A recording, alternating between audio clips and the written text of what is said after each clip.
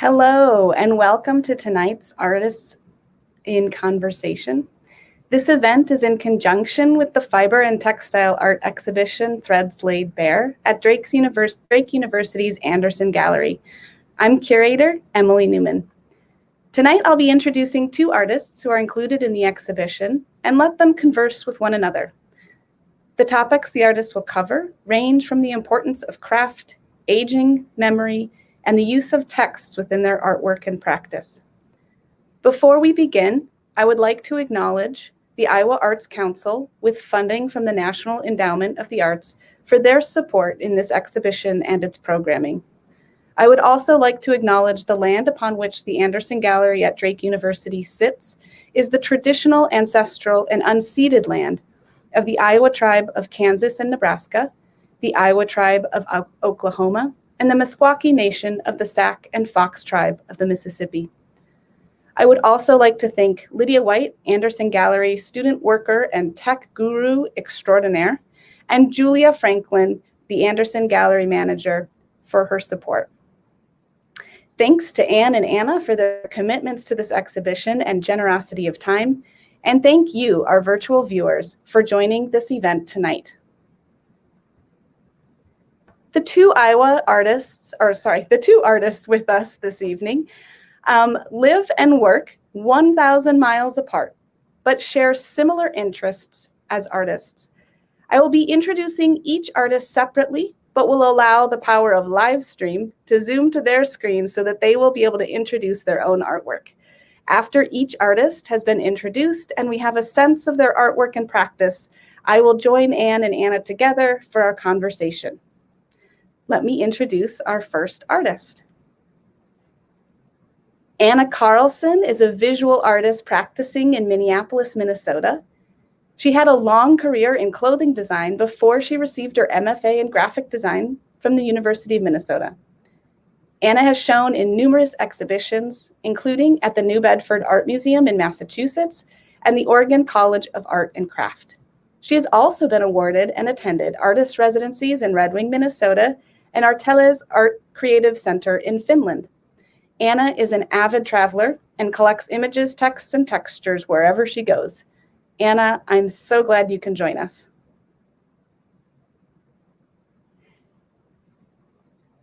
I really want to thank you and the Anderson Center, or the Anderson Gallery at Drake, along with the Iowa Arts Council, for making this exhibition happen. I know that, not only are we dealing with the pandemic, but also through all of the environmental and political storms that we're experiencing. I'm thrilled to participate here in this virtual conversation with Anne Clarke, and also the visual conversation among the works in the gallery. I'm going to show you a few images of my more recent work so you can see a progression of my creative research, and I'll show you my studio and talk about my process too. So if we could have the first slide. I've been continuing to explore the ideas of memory, transcription, and documenting through the life experiences of my mother. Mom went to work for General Motors after earning her degree in industrial design at Pratt in the 1950s. This piece chronicles the idea of a memory unfolding from her past and into the present as it is recalled. Indigo-dyed silk, screen-printed script, and the accordion-folded structure reference how retelling, re-listening, and rewriting serve to document an ephemeral conversation. Next slide. On the left is a triptych that illustrates the elements of a conversation. They are connection, listening, and reflection. Many of the pieces in this recent body of work reference tall stelae and tablet forms with writing on both sides. One side of stone or bronze documents often is unreadable, while the other may be an understood language connecting the two sides. So these are hung so that both sides can be seen and the shadow of the text on the back or the previous side serves as a ground for the present text. I work with natural indigo, tending the dye as I would a good friend. I ask and listen to what it needs, whether it's sugar, lime, stirring, or rest. And blue is appropriate for this work since it references distance as well as the blueprints of architectural drawings. The 3 panels hearken to Henry David Thoreau's House with 3 Chairs, 1 for solitude, 2 for friends, and 3 for society. This work is in conversation with myself, with my mom, and with the viewers. On the right is a piece titled Between the Lines that I'm going to show you in the next slide a detail of, so that little thing in the middle. So if we could see the next slide. So here's the detail on the left of that. And what I'm doing is in these 2 images, you can see how I'm using thread to include or exclude a highlighted text. The phrase suggests the slow fraying and disappearance of her memories. And when the stitches surround the words, those memories are fading, indicating something missing. The second piece on the right brings the words forward with stitches within that hold the memories to the cloth like mending. Next slide. To show you how I work, here's a selection of a few of the many iterations of the piece. The finished piece is on the left there, you can see. It started out with writing the words of a conversation on a long piece of tape, fabric tape. I didn't know what form the piece would take in the end. And as you can see, I tried a lot of different things to see what the piece really needed to be in the end. So each piece of tape is the one exchange. So 1 question and 1 response. And I wanted to think about the spaces in between and the lengths of those exchanges. So this was the final form that it took, hanging there in the left-hand slide. I never really know what a piece is going to look like, and I really rely on my intuition and tests and trials and the conversation with the materials. And I don't want to hold the materials to some initial idea that I may have had at the very beginning. Next slide. Here's my studio. People like to see kind of how I work. There's screens. I have a 16-foot print table. And you'll see on underneath that pile of sketchbooks or whatever it is on the left, there's printing on the top of the table, and that's a drop cloth. And I'm going to talk a little bit about that more in detail in the next slide. That is my studio in Minneapolis in the Ivy Arts Building, which is 3 blocks away from the 3rd Precinct building and the epicenter of all the riots in Minneapolis. The picture on the left is where I'm working currently, and this is in northern Wisconsin. I have a garage stall, and I can open the door and look outside, and I really like that. So next slide. So life is messy.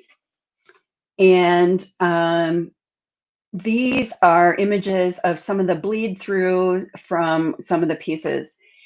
And I find that I get a lot of inspiration from mistakes and, you know, whatever the detritus of the former piece was. And I get really excited about what's left there on the drop cloth. And I sometimes even use those drop cloths in the work because they hold that history of what came before. Next slide. And so here is my buddy Oscar. He's my COVID kitty. just adopted me in January. And then here's my current reading pile. And I read a lot of books, a lot at a time, at one time. And it takes me a long time to get through one book. And I tend to go back and forth. And so if anyone ever has any questions or comments after the talk today that didn't think about during the talk, there's my contact information. I'd love to talk with you. So thank you. And here I'd love to hear from Anne. Thank you so much, Anna. I'm so happy you got to introduce your work. I'm so glad you gave us a little book list. I certainly just wrote down a title that I haven't read, so that's exciting. And thanks for sharing both your stunning work as well as like your process. I love seeing the process that artists take. I'm now going to introduce the artist, Anne Clarke. She is a New York-based artist. Anne is Dean Emeritus of the College of Visual and Performing Arts at Syracuse University and still serves as faculty in the School of Art at SU. She received her MFA from the Rhode Island School of Design and her BFA in printmaking and painting from the University of Michigan. Anne has shown in over 20 exhibitions in the past 2 years alone, and recently was awarded and attended an artist residency at the Peak Hill Trust Arts and Science Program on Cape Cod's National Seashore. Welcome, Anne. Thank you, Emily. It's great to be here this evening, and I'd like to thank Emily and the whole team at Anderson Gallery, which is fantastic, and wonderful to have the opportunity to speak with Anna tonight. I'm going to show you 6 slides, and we can put the first slide up. So this work that I'm doing now is about time, aging, and empathy, and it is also about how it is made. I work exclusively in textiles, which embody the history of the home and domestic space, and specifically I'm making rugs, quite simply exemplifying both literally and as a conceptual frame that which we stand on, that which I stand on. These constructs provide frameworks around which each piece is built.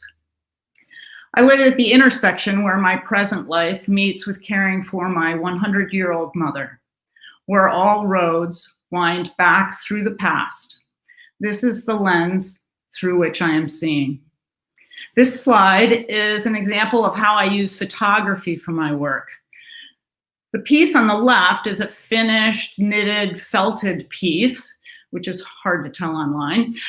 But the image on the right is the photograph from which I use knitting software to reconstruct the image and knit pieces in panels.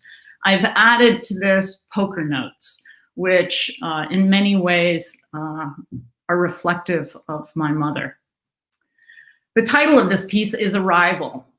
When I finished it, it's 8 feet by 7.5 feet, so scale is very important for me in my work. It reminded me of the creatures in the movie by the same name.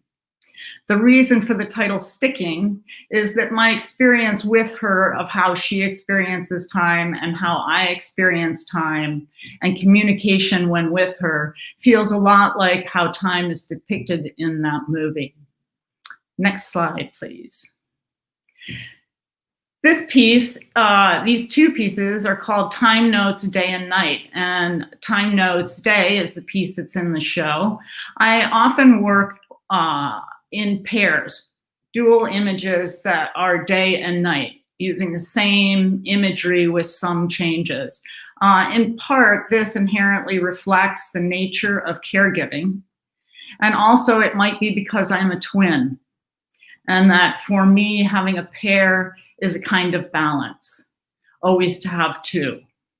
This pairing is about the fraught politics of inheritance.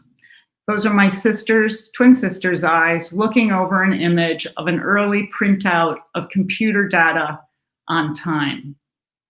The next piece, next slide, please. This is an example of my process. So much like Anna, I have an iterative process where I do a lot of experimentation. I use photography, and I also use overlays of text, documents, letters, notes found in attics that I started collecting when I cleaned out my mother's home. You can see on the left side of the screen is a photograph with some of the text overlaid, and then I run samples to see whether or not I'm going to emphasize color or values like the drawing to bring the drawing forward, or play with color. Next slide. So this is my messy studio slide. This is an image of my knitting machine with my computer set up. I also have tons of cone yarn there. And the image on the right is a piece in process, so that you can see that when I knit these panels, they really do look very much like a sweater. It's a very open knit. And then I piece the panels together by hand and then repeatedly wash them in my washing machine so that they shrink down to become a very dense fabric where you can no longer see the stitches. Next slide. This piece, this is an eye portal. So this is like the piece Amelia in the exhibition, and it's part of a parallel series of work that are all portraits or eye portals, so to speak. They're all this kind of exaggerated convex size and shape of the eye that amplifies ideas of seeing, both for the eye itself as well as for the viewer. This one is of my son, and I'm showing it to you here, both on the wall where you'd look at it straight on, but also on a sofa. I really like how these can almost animate by moving them on furniture or even around architectural corners. Next slide. And this is a slide of this process, which is basically, I just create hundreds and hundreds of tufts by hand and sew them into a fabric base. So you're looking at the top and back of an eye portal that's in process. And once I've completed it, I flip it over and give it a shearing, and then the image comes forward. So that's a little introduction to my work and the process. Thank you. Thank you. I really enjoy seeing the process of how you make those portals, because I was a little perplexed. Although hanging it on the wall, I could sort of see behind, and I was thinking it was more of a yeah, like rug hooking. Yeah. No, or not, maybe needle. Yeah. Needle felting, or it's the one where it's not latch hook, but it's the tufting, and then you whatever. I've done it before once. But yeah, so that's really interesting. Oh, great. So we have lots and lots of students in the chat. So I'm really glad that they're all here joining us. And so as we get started in the conversation, I just, those of you guys with questions, I think we'll leave your questions sort of for the end so that you can get more info from the conversation. So be sure to like resubmit your question if you have another one and we don't see it in the chat. But also, I think I wanted to preface or start our conversation talking about craft, because the artists that I selected for the show range in their approaches to making, but you two really have a distinctive and sensibility about the materials that you use, where you're really, really interested in maintaining the craft and the craftsmanship of both the process and the materials. And maybe some students may not know about this, but there's a long debate that has happened in the art world between craft and art, and if there's a hierarchy. And I'm not really interested in that, but I do want to know your thoughts on craft, especially craft in the 21st century, and why is craft important in your work and important to you as an artist, and maybe even like your definition of craft. sometimes students might think that that might mean taking up a sort of craft that you buy at like Michael's or something, but we're talking about it in a little different way. So I don't know who wants to start with the discussion about craft, but I'll just let that question kind of hang there. Well, I could speak a little bit about where I come from. In my previous career, I was a craftsperson, designer craftsperson, just as my mother. And so for me, the idea of craft work is that thread that ties my ideas to the actual tangible outcome of the ideas. And so it's that link that's necessary to work with my hands and the materials to make whatever's in here come out so that people can see it. And the other part of craft in my own work is that the work I do, the stitching particularly, it's very, I guess the word is mundane. So, I mean, it's like, you just sit there and you do this movement over and over again. And for me, that's very meditative, so that when I'm doing that kind of mindless stitching where I don't need to really think about the stitching, it fuels all the ideas that it's about the work. I'm thinking about the work that I'm doing, and I'm thinking about the next work. Yeah, so that's what I have to say about craft. I mean, I feel that resonates for what you're saying resonates for me as well. For me, when I think about craft, it is about making. So, time and attention to making, which and a certain kind of time and attention to one's material. So for me, that can be for a painter, it can be for a sculptor, it can be for an installation artist, it can be for a textile artist, it can be for anything. So I have that there's an attention to making that the making itself supports the process and the content in a different kind of way. Now, one could argue that everybody is doing that, but it's really in the hand for me.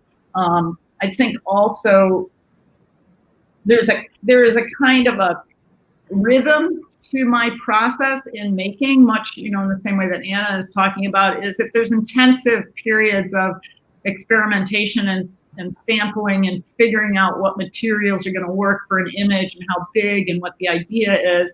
And then there are these long periods, can be very long periods of, I call it road work, where it really, it's, on some level, it's like boring as toast to, probably most people, but that it really is, it is a kind of a meditation.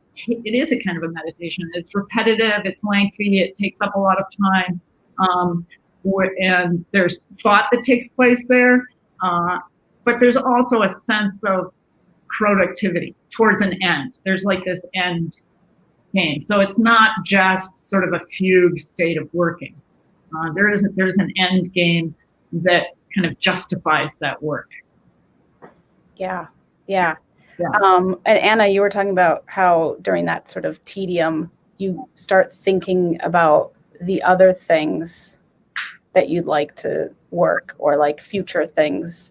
I wondered, I just want to ask you briefly, and then I want you guys to ask each other questions, but I wondered, have any of you had something that just the tedium part, the road work part of it, was just too much and you abandoned? Like you just sort of were like, just not going to do it? Or at that point, are you like just going to see it through, and whether or not you love or hate the pieces? Oh, so this is like, are you? Well, that's two different questions. Oh yeah, no, I know.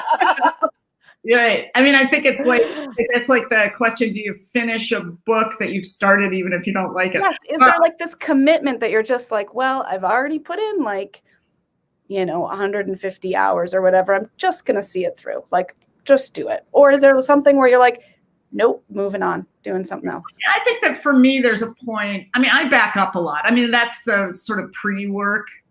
Yeah. So once I get to the point, if I'm going to commit, because some of them take 2 months to make. If I'm going to commit 2 months to something, within those 2 months of making, there are many times at which I'm like, this isn't going to work, right? Because you don't know if it's going to work until it's done. Like, you literally don't, like, no matter how much testing you do, there is always the sort of magic of the processes, which is the other part of what we both do in different ways, is that there is processing in these processes that have a life of their own. Like, I throw these things in a washing machine. There's no telling what might happen in there, right? So that on some level, you're just constantly doing this leap of faith to see if the work continues to pull you forward.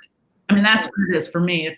If the work continues to pull me forward, but you know, there are times where it's just like, this is not working, and I'm going to walk away because I'm really more engaged over here. Like, something else has happened. Yeah. Right. And I would just add to that, and it kind of sounds like you might work this way too. And I have like 6 or 8 pieces in process at a time. So in process might be a sketch or gathering materials or doing the testing, you know, but I generally work on a lot of pieces at once. And so if I get tired of talking to one, I put it away or shut the door and go talk to another one. And they inform each other. And I can't think of a piece I've actually abandoned. No. Like, totally. No, you're going to do something. Like, it's going to get figured out. Yeah. I unfortunately save all that stuff until I get it. Yeah. yeah. Yep. Yep. Yeah. And do you work on more than one piece at a time? I do. I am usually, I always have, at least 2 things sort of in sketch idea stage. And then I am usually working on, in terms of production, working on one knitted piece and one tufted piece. So I have 2 different workstations. And part of that too, to speak about aging, is that the knitting machine is a specific activity for my rotator cuff. Oh yeah. One. So the physicality of, I love having a professional life that is labor, physical labor and movement, but also part of it is to change that up, Yeah. Do you guys want to ask each other questions? Because I know that you probably have some. Or do you want me to continue asking some other questions? I would really like to hear about Anne's experience with her mother. Yeah. And more about how that informs your work, Anne. So I don't know if you want to. Yeah, sure. Absolutely. I think that, I had moved my mother here to where I live in Syracuse 8 years ago. And so over that time, she's got Alzheimer's. It's been a progressive, it's a progressive disease. And in terms of, I'm always with her. Like, the first step was closing up her house and finding old documents. And she's always been sort of the family matriarch and the holder of stories and the holder of documents, and also the holder of the truth, right? Of her truth and what happened and what didn't happen and all of the sort of family dynamics of that. And she was born in 1920, the year women vote. So her life is a century, the last century. So there's this combination of taking care of her, and as the Alzheimer's progresses, is that her present recedes, right? There's this sort of folding of time. So it could be 1945 and she doesn't know who I am, or her mother is still alive and she does know she's 100. And this sort of folding of time and experience and stories that is not unlike unpacking a person's household.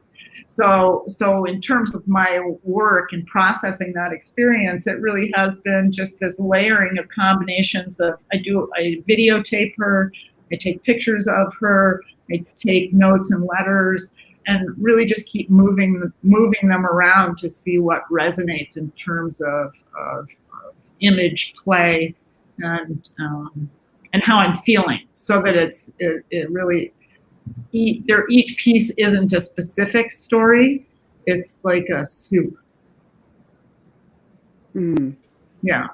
And what's your experience with your mother? She's 88 now, and still living independently in an apartment, a senior apartment building. But she's quite forgetful.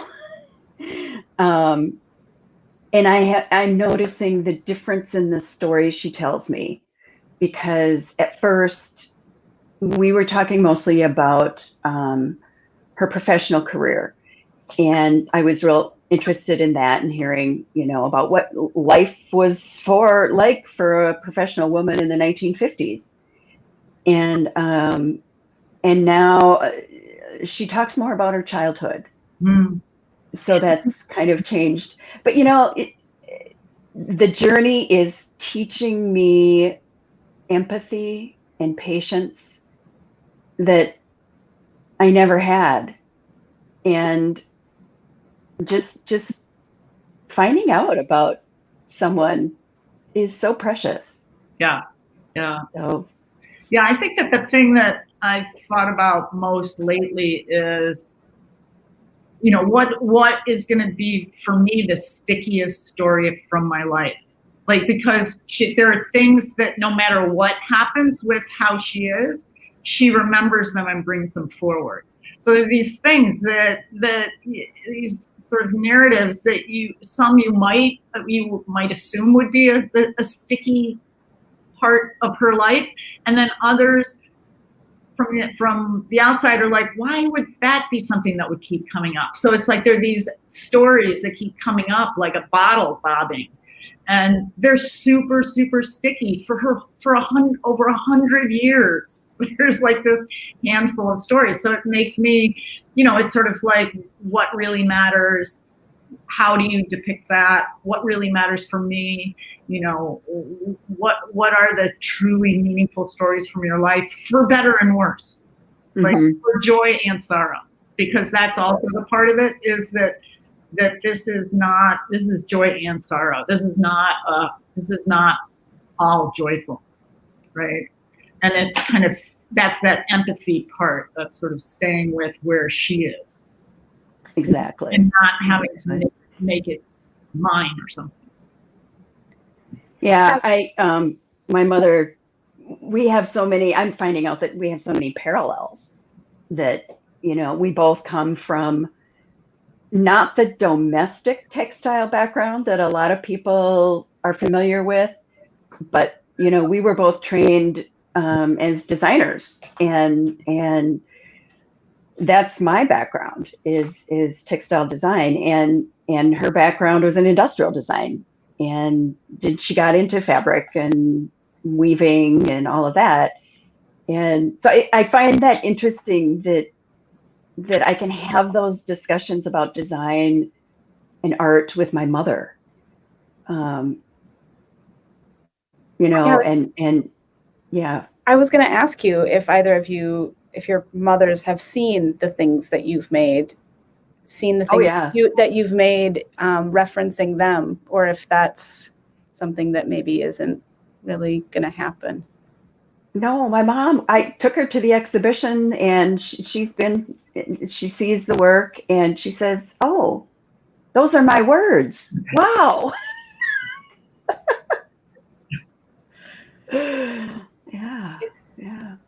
Yeah, my mother has not. I'm not really. She doesn't. I can't take her any place to see the work, and managing screens and phones is, so that's that sort of like what, in and of itself, it's sort of that becomes she doesn't really get it, doesn't have the ability to get it anymore in a way. Yeah. And maybe that's okay. That's, your separate Yeah, absolutely. story. Yeah.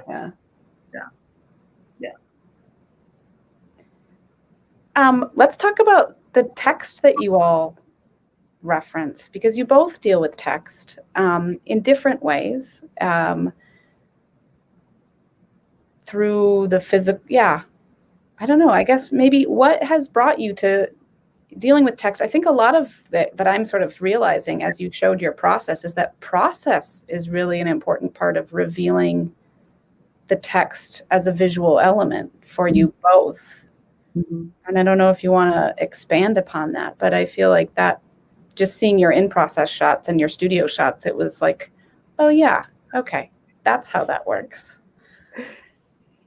In part for me, I started using the text because as I started to sort of recognize in letters, handwritten letters, from an era where there was impeccable crafts or penmanship, and friendship notes, that there is an aspect of the writing itself that they were such beautiful drawings. Like, even if I didn't read it, like, that it was it started for me to become less about, or equally about, what was written as how it was written and how the hand of the person is in their handwriting.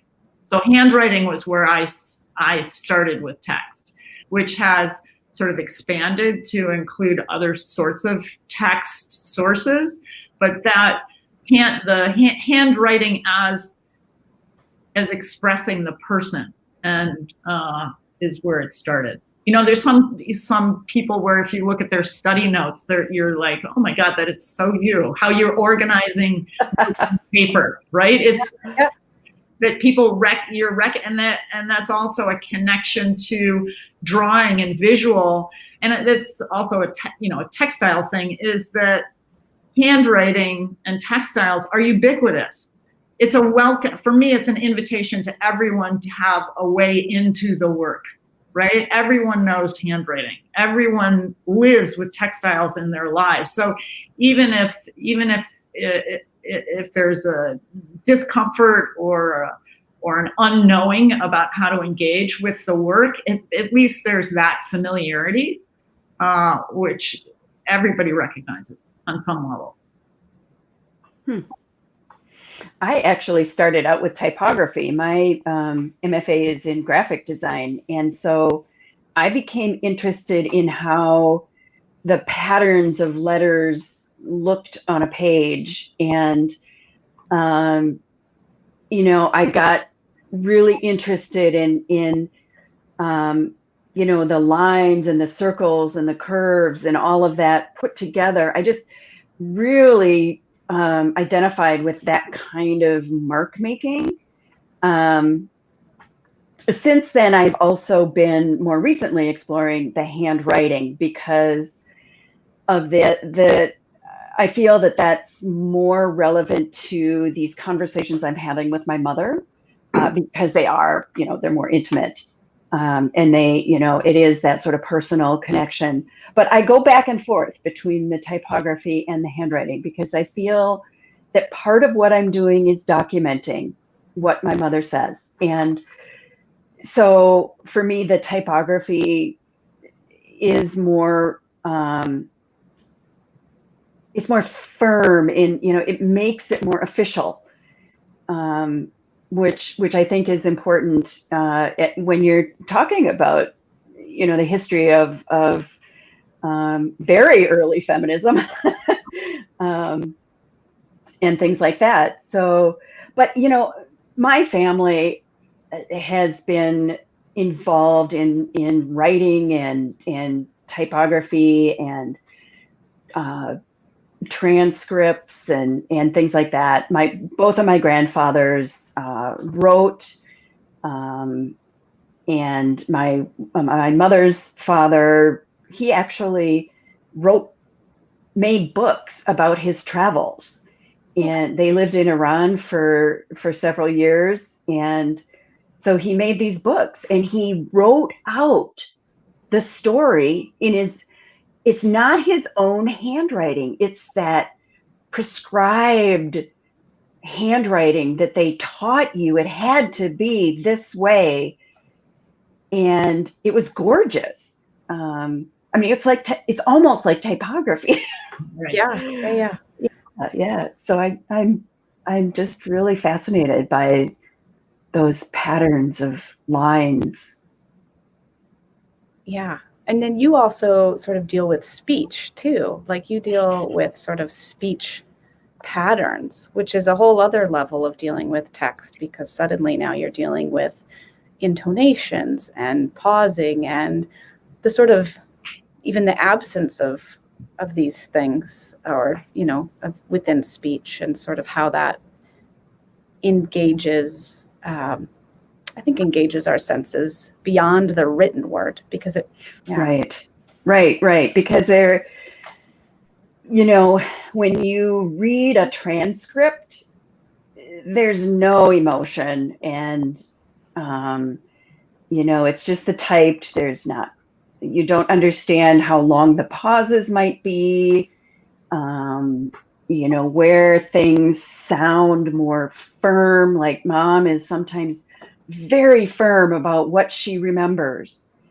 And other times she sort of trails off, and she says, I don't know, I don't remember.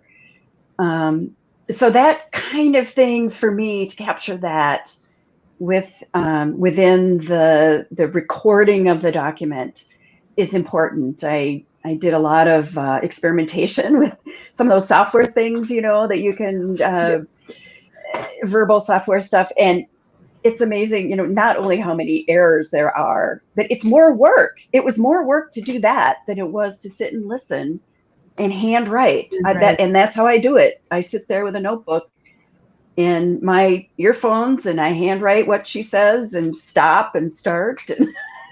Wow. But I bet that probably solidifies it a bit more in your mind too, than just constantly putting something through a computer to generate things. Right. There's a really good question from a student, and I'd like to let you know it's from Rocio Bolden. I don't know if we want to put that up. Can you guys read that? So the question is, how did you handle separating your story from your mother's? And I don't know if this is asked to one of you or both of you, but was it a conscious thing, or did it come about without you thinking about it much? Maybe this is a little bit too, maybe about separating formal things from narrative. And yeah, I think that the first part of the question, separating my story from my mother's, that's the crux of the problem, right? In part, that's what the work is about, is this sort of differentiation and separation. And her story is my story, and it is her story. It is her story. It is her life, to honor her life, but then also her life affected my life. And then when I am her daughter, and then I'm also not, because she doesn't know who I am. So it's really, that's actually, it is a great question, because that's the sort of search through the work. I think about that when I'm with her, is particularly when she's talking about family, or saying, you don't know, this is true, and just sort of take that in and say, well, I don't know if that's my truth, but it's your truth. And so that's really that's really what I'm kind of, in a way, hashing out, right, in the work, in a way. Yeah, exactly what Ann said. Yeah. At one point, I I had this idea that I needed to write my own words along with Mom's.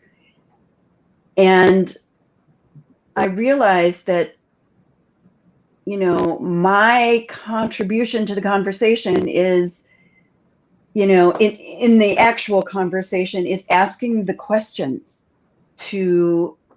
and listening and being interested in what Mom has to say. And then in the work, I'm adding what my own experience of that conversation is. I am writing about that conversation with the materials, with the thread, with the ink.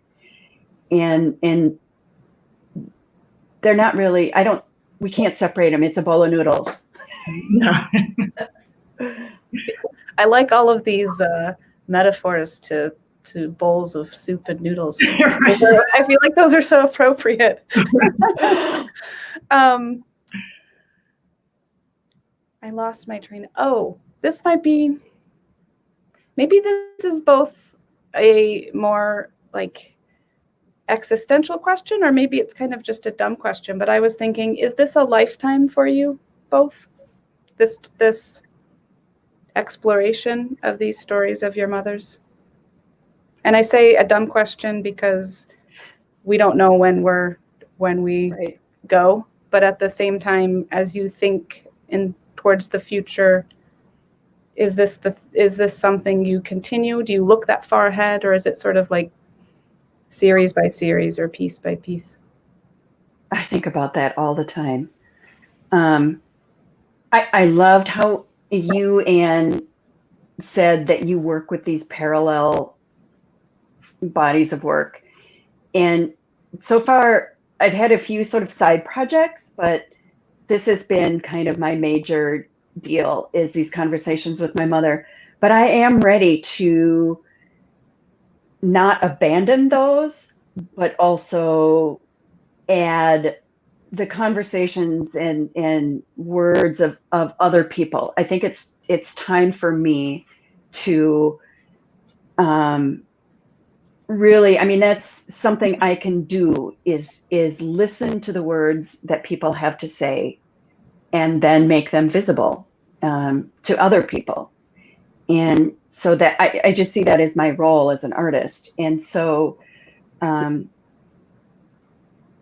yeah, I'm going to continue definitely to record Mom's stories, but how much that will play into the work that I exhibit in the future is unknown.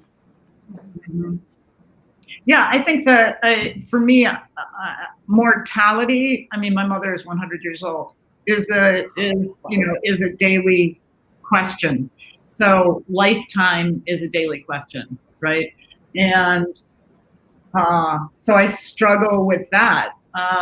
When she's gone, then I'll have it's such a momentous thing, made more so because I've been taking care of her for 8 years.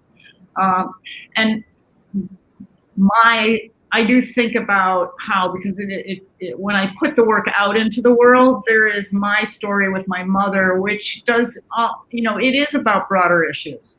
It is about aging in this country. It is about healthcare in this country. It is about access. It is about not having enough money and not having enough resources to get appropriate care without having to, go through a whole sort of nightmarish things. Once she is gone, the challenges, those challenges will probably come more forward in the work, rather than right now the challenges of the day-to-day, which is really an empathy space with her, and an empathy for myself, having, it's for myself too, that because it's hard, right? So it'll be, I don't know, we'll see. Yeah. Those are really, I don't know, wonderful answers from both of you. Sharon has a question about, do you have issues that have surfaced between you and your mothers that you would define as therapeutic? i.e. that you might have needed to follow up on privately or apart from your creative works? Oh, constantly. You're talking about mothers and daughters here. The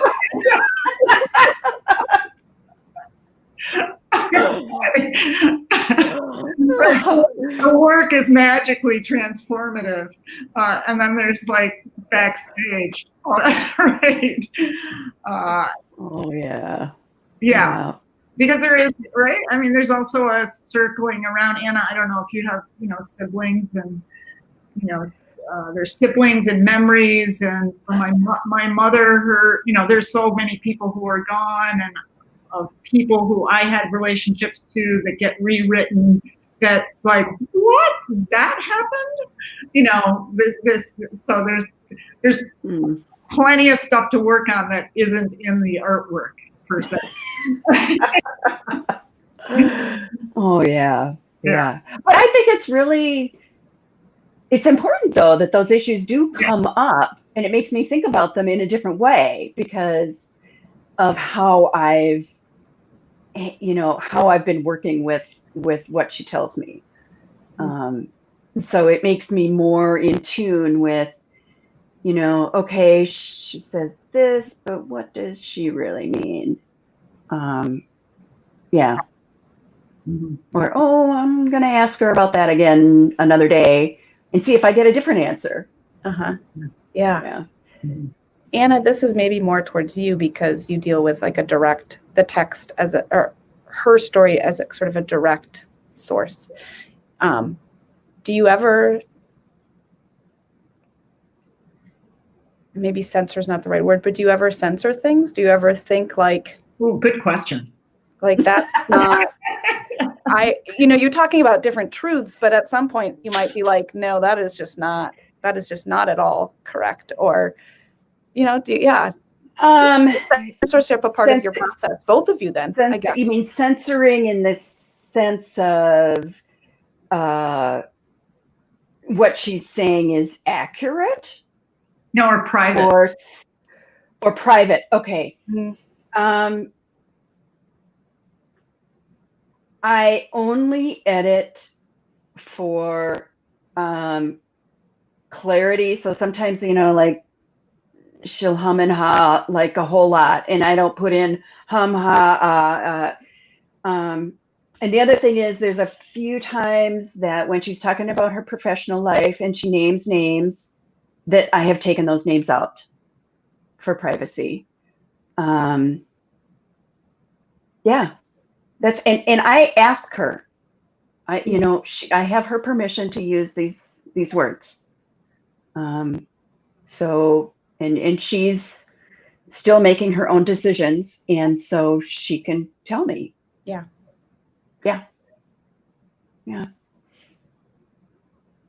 And I don't know if that even applies to you because you sort of abstract some things so much that even though you deal with representation, it's still like there's some abstraction happening. So I don't know if that's something that you deal with. It comes up for me when I talk about the work, right? Mm-hmm. So it's not obviously there, but it's a part of my professional life. When I started to develop this work, when I was developing it, that was a very different space, and I wasn't thinking about that. The first time that I had to talk about the work in a context where, there was an audience and they were saying, well, what is that? And would point to one specific thing, and I'd be like, well, of course you're going to point to that because it's abstracted, but every aspect of every piece is very specific. Right. So even though it's layered and sort of coded to create patterns, it's still, I can read through that text. It's like, that's my matrix. Right. So it comes up when I talk about the work, that there are some things that I'm reluctant to talk about out of respect for her, her life, her story, to the extent. And particularly because she doesn't have the cognitive ability to protect her own privacy. Right. Yeah. Well, and I think there's always an aspect to the work that, I think most artists have some aspect of their work that's really private. Yeah. And, the thoughts they put into it, and, that just, and whether it's something you just can't really put into words, or whether it's something you don't want to share, I think a lot of artists have that. Yeah. Relationship with their work that, Yeah, I think it's right. It gets a little sticky when it's dealing with somebody else's story or images or things like that, right? I was going to ask one other question before I ended with Kendra's question. So I'll have you guys just think on this for a moment, which is, what is your favorite book? Or we could even say, what are you reading right now? But I also wanted to ask, Anna, you said your mom also does textiles. Were your mothers, we know a bit more about your mother's background as a designer. Are your mothers both makers? My mother taught me textile techniques, like mending clothes. I iron better than anyone you can imagine. The care of domestic textiles, towards being trained to be a wife. I was raised to apply those skills to being a wife. So, which I deeply appreciate, because I've turned it into a professional career.